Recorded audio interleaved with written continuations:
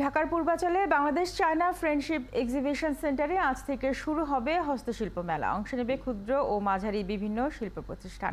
সকাল 11টায় 5 দিনের মেলার উদ্বোধন করবেন বাণিজ্য মন্ত্রী আহসানুল ইসলাম টিটু। বিশেষ অতিথি থাকবেন বাণিজ্য মন্ত্রণালয়ের সচিব মোহাম্মদ সেলিম উদ্দিন ও এফবিসিসিআই সভাপতি মাহবুবুল আলম।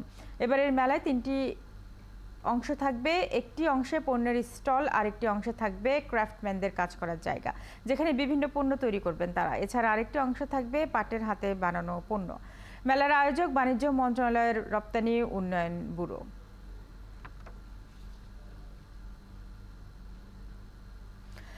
মেলার খবর জানাতে আমাদের সাথে যুক্ত হচ্ছেন সহকর্মী রিয়াজ হোসেন। রিয়াজ, মেলায় কতটি স্টল থাকছে, এবার কোন কোন জেলার মানুষ এতে অংশ নিচ্ছেন, বিশেষ কি আকর্ষণ থাকছে এই মেলায়?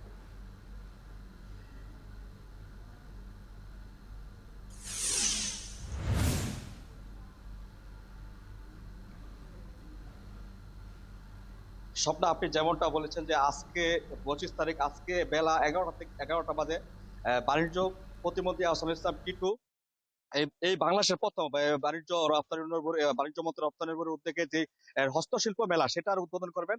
এরপর থেকে কিন্তু মেলা সম্পূর্ণভাবে উন্মুক্ত করে দেওয়া হবে।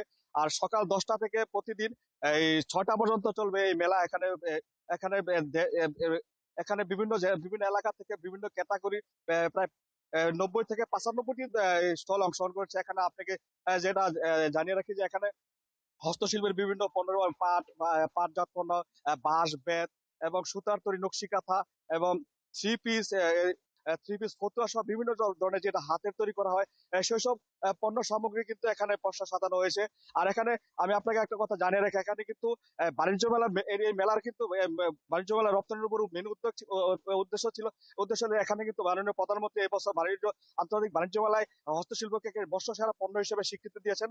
আর সেই পণ্যকে দেশ থেকে দেশের বাইরে যেভাবে প্রসার করা যায় এবং দেশীয় পণ্য বিদেশে যাতে করে প্রসার পায় এবং রপ্তানি করা যায়, সেই বিষয়ে তারা খেয়াল বিষয়ে তারা নিয়ে তারা কিন্তু আজকের এই মেলা সাজিয়েছেন। আর মেলায় কিন্তু আপনাকে একটা জানেন, মেলায় কিন্তু আমাদের রূপগঞ্জ আশেপাশে এলাকা সহ রাজধানী এবং দেশের বিভিন্ন এলাকায় ছাড়িয়ে বিদেশ থেকেও বিভিন্ন দর্শনার্থী এখানে আসবে, বিভিন্ন ব্যবসায়ীরা আসবে বলে আমাদেরকে জানে। তারা বিভিন্ন পণ্য সামগ্রী অর্ডার নিয়ে আমার দেশের অর্থনীতির ক্ষেত্রে তারা বিশেষ ভূমিকা পালন করবে, তারা আমাদের জানিয়েছে। আমি বাণিজ্য এই মেলার পরিচালক মাহমুদুল হাসানের সাথে কথা, তিনি আমাদেরকে জানিয়েছেন যে এই মেলাটার মেল উদ্দেশ্যটা হলো মেলার বাংলাদেশি যে হস্তশিল্পের যে পণ্য সামগ্রী, সেই পণ্য সামগ্রীকে দেশ ও দেশের বাইরে প্রসার করার জন্য তারা এই কাজ নিয়েছে।